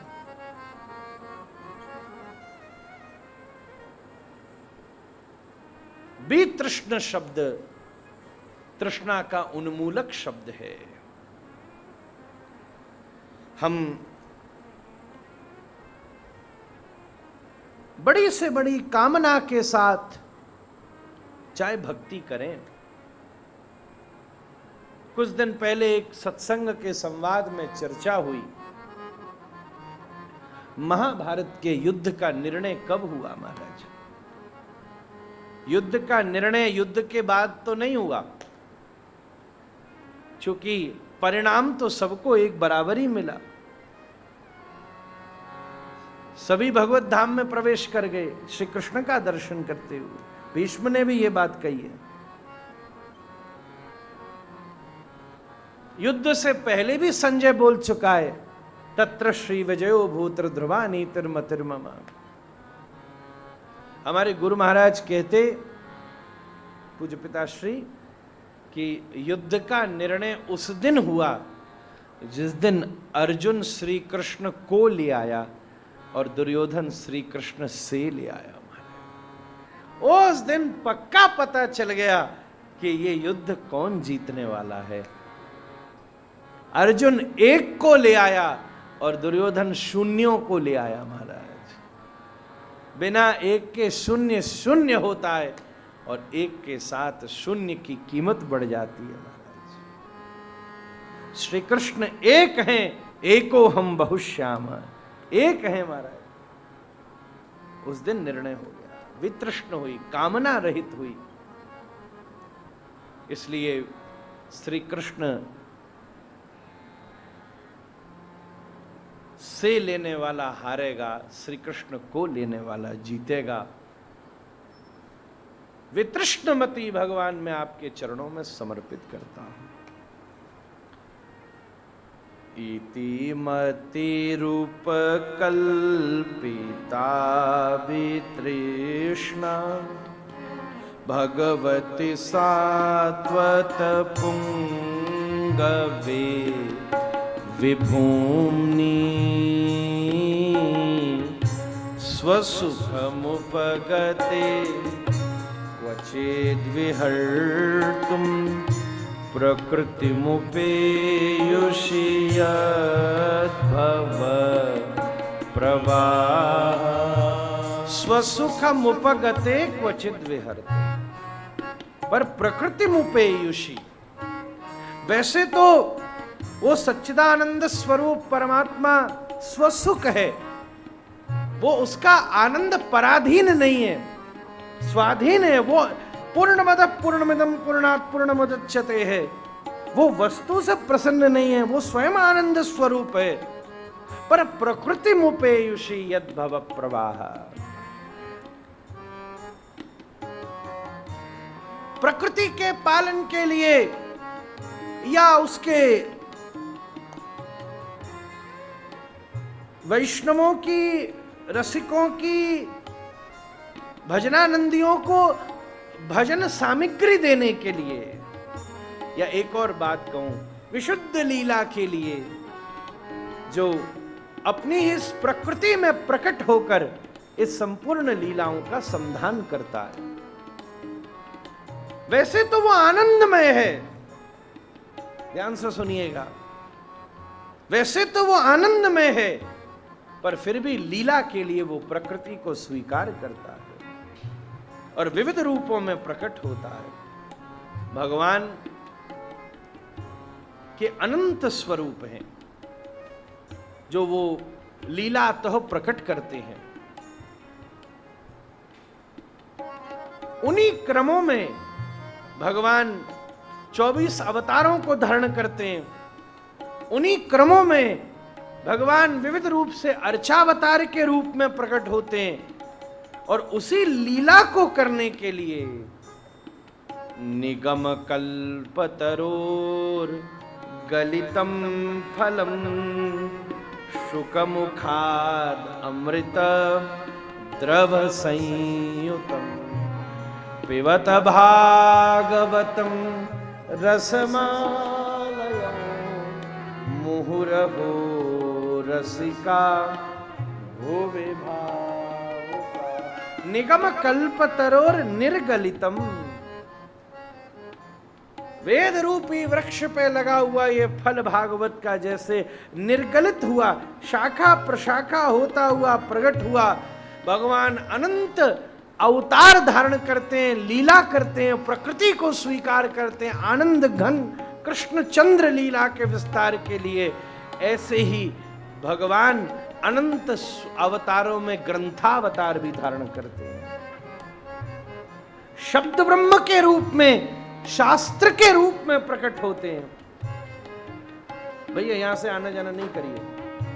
ग्रंथावतार के रूप में प्रकट होते हैं।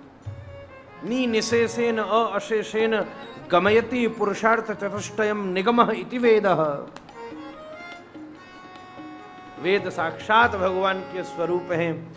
वेद से ये सुमधुर श्रीमद् भागवत का फल प्रकट हुआ, जो शुकमुखाद अमृत द्रव संयुतम, तोता ने जिस पे चोंच मार दी।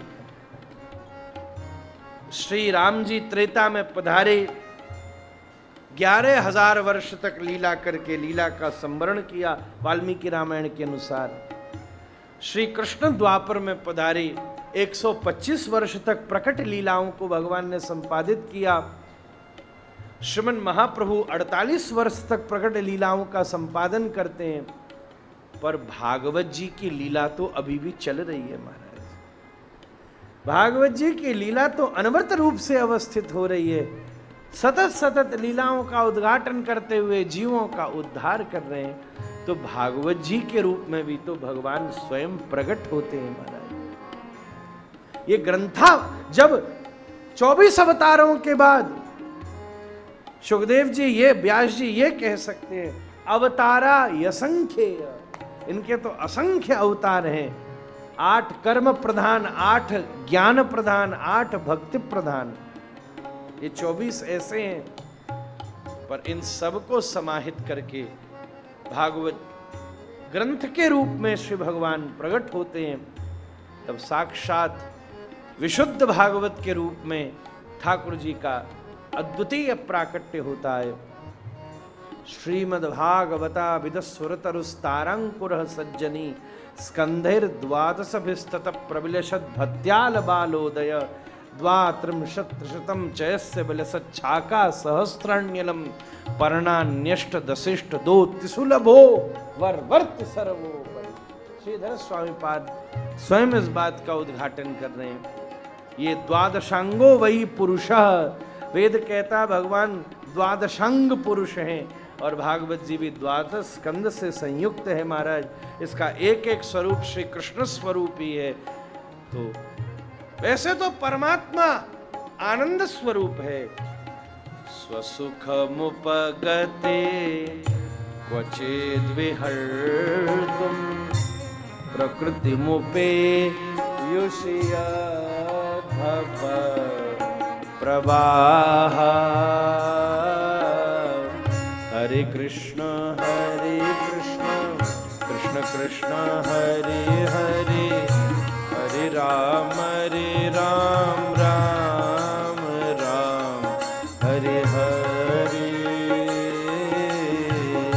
हरे कृष्ण कृष्ण कृष्ण हरे हरे, हरे राम राम हरे हरे। पितामह भीष्म के पहले श्लोक का आश्रय लेकर अब आप सब आनंद ले रहे हो। हमारे स्वामी जी परम विद्वान हैं, मैं भी प्रयास कर रहा हूं, प्रयोग कर रहा हूं, और ये प्रयोग सरकार अप्रासंगिक नहीं है महाराज। मूल प्रसंग का विस्तार भागवत जी के श्लोक का विस्तार भागवत जी के श्लोक से हो सकता है। इसका पुराने आचार्यों ने इसका यही आचरण लिया है। कई बार पहले स्कंद की व्याख्या 10वें स्कंद के श्लोक से होती है, कई बार 8वें स्कंद की व्याख्या 11वें स्कंद के श्लोक से हो जाती है, क्योंकि भागवत जी सर्वोत्तम शास्त्र हैं। इसे अन्य शास्त्राधीन करने की आवश्यकता नहीं है महाराज। ये स्वराट विषय है। भागवत जी का एक विषय दूसरे विषय से प्रतिपादित हो जाता है, एक ही बात दूसरी बात से पुष्ट हो जाती है, इसमें अन्य आ जाने की आवश्यकता नहीं है। पितामह भीष्म के भाव को भागवत जी के प्रथम 3 श्लोकों के साथ संयुक्ति बिठाते हुए आज पहले दिन हमने कथा में प्रवेश किया है, और इनकी मति, रीति, प्रीति, गति, इस सब की चर्चा हम सब लोग 7 दिन पर्यंत करते रहेंगे। आज पहला दिन है। मंगलाचरणात्मक सूत्रों का चिंतन करते हुए कीर्तन के साथ आज के सत्र का विसर्जन करते हैं, और कल फिर कितना 9:30 बजे से लगभग 12:30 बजे तक का निर्देश है। 9:30 से 12:30 तक का निर्देश है। मेरी अगर सरकार का स्वास्थ्य मानेगा तो कल मेरी ये इच्छा अवश्य आप 2 क्षण आप कृपा करिएगा, उसके बाद हम कथा प्रसंग में प्रवेश करेंगे। आइए महामंत्र के साथ आज के सत्र का विसर्जन करें।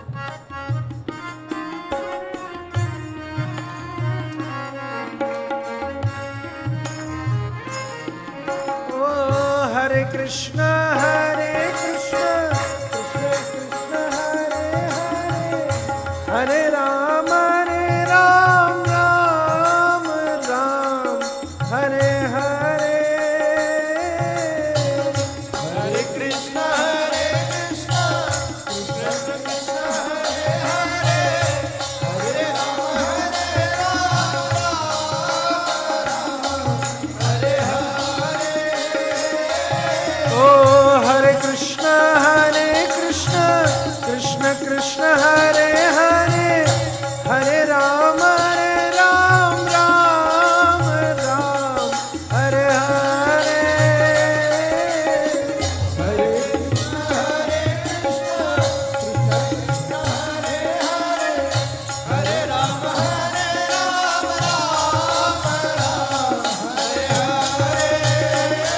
ओ हरे कृष्ण कृष्ण कृष्ण हरे हरे, हरे राम हरे हरे। हरे कृष्ण कृष्ण कृष्ण हरे हरे, हरे राम हरे हरे।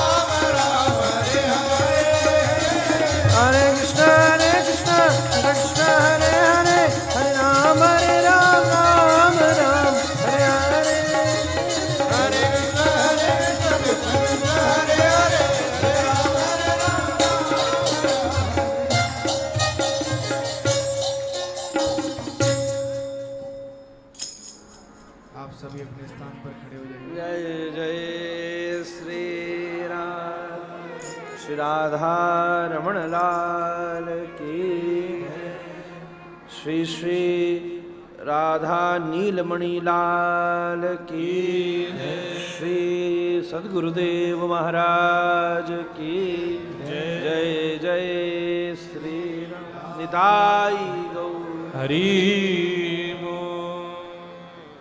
ओम ज्वालामणि नमः सर्वोपचारार्थे गन्धाक्षपुष्पाणिं समर्पयामि। चन्द्रमा मनसो जातमिक्षोः सूर्यो जायत श्रोत्राद्वायुश्च प्राणश्च मुखादग्निरजायत।